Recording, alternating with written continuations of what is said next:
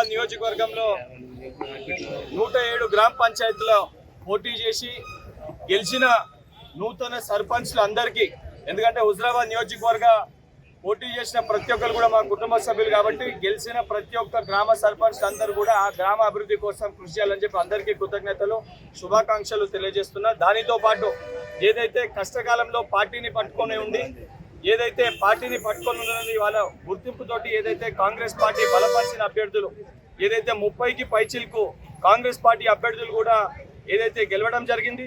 దాంట్లో హుజరాబాద్ మండలంలో అత్యధిక గ్రామ పంచాయతీలు కైవసం చేసుకోవడం జరిగింది.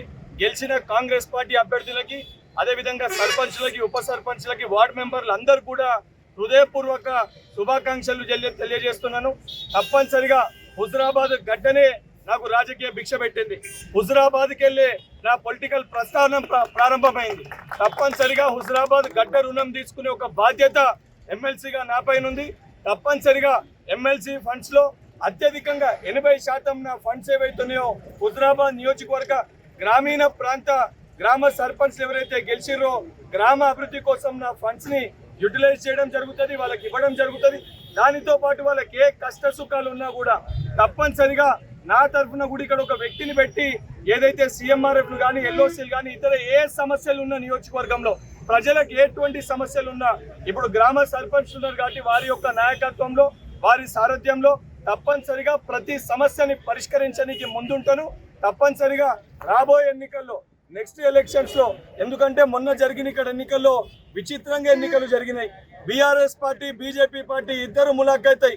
స్థానికంగా ఉన్న ఎమ్మెల్యే గారు స్థానికంగా ఉన్న ఎంపీ గారు చాలా చోట్ల కూడా మీ అందరికీ కూడా తెలుసు కాంగ్రెస్ పార్టీ అభ్యర్థులని ఓడగొట్టడానికి కంకణం కట్టుకొని బీజేపీ పార్టీ స్థానిక ఎంపీ గారు అదేవిధంగా బీఆర్ఎస్ పార్టీ ఎమ్మెల్యే గారు ఇద్దరు కూడా కలిసి కాంగ్రెస్ పార్టీ బలపరిచిన కాంగ్రెస్ పార్టీ తరఫున నిలబడ్డ అభ్యర్థులని ఓడగొట్టడానికి విశ్వ ప్రయత్నాలు చేశారు. ఇవాళ కూడా ఒక్కొక్కరు వాళ్ళు మేము 40 గెలిచినామని చెప్పి చెప్పుకుంటారు. బీజేపీ బీఆర్ఎస్ రెండూ కలిసి 40 పైన గెలిచింది. కాంగ్రెస్ పార్టీ ఒక్కటే. మీరు ఎన్ని బలాలు మీరు ప్రదర్శించినా కాంగ్రెస్ పార్టీ 31 సర్పంచ్లను ఈరోజు హుజరాబాద్ గడ్డపైన గెలుచుకుంది. మిగిలిన గెలిచిన 15 ఇండిపెండెంట్ కాంగ్రెస్ రెబల్స్ ఎవరున్నారో వాళ్ళందరూ కూడా రేవంత్ రెడ్డి గారి నాయకత్వంలో అదేవిధంగా జిల్లా నాయకుల నాయకత్వంలో తప్పనిసరిగా వాళ్ళందరూ కూడా కాంగ్రెస్ పార్టీలో చేరుతారు.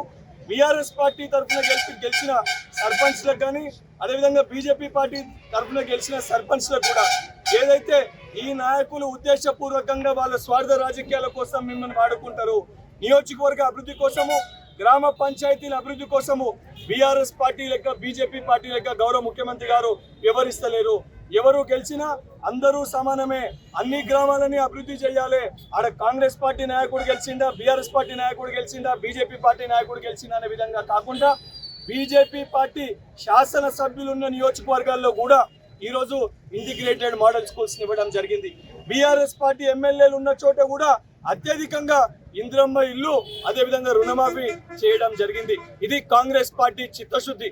కాంగ్రెస్ పార్టీ ప్రజల సంక్షేమం కోసం, ప్రజల బాగు కోసం, ప్రజల సమస్యల్ని పరిష్కరించడానికే కాంగ్రెస్ పార్టీ పనిచేస్తుంది. కానీ బీఆర్ఎస్ బీజేపీ పార్టీ కేవలం ఎన్నికల కోసము, రాజకీయం కోసము, ప్రజల బాగు కోసం కాకుండా వాళ్ళ సొంత లాభాల కోసము వాళ్ళు పనిచేసే వ్యక్తులు ఉన్నారు.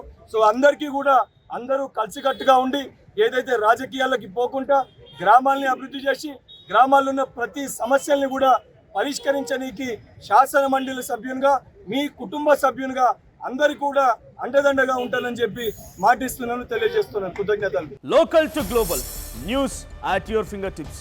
మీ చేతిలో ఒక ఆయుధం. డౌన్లోడ్ రా టీవీ యాప్.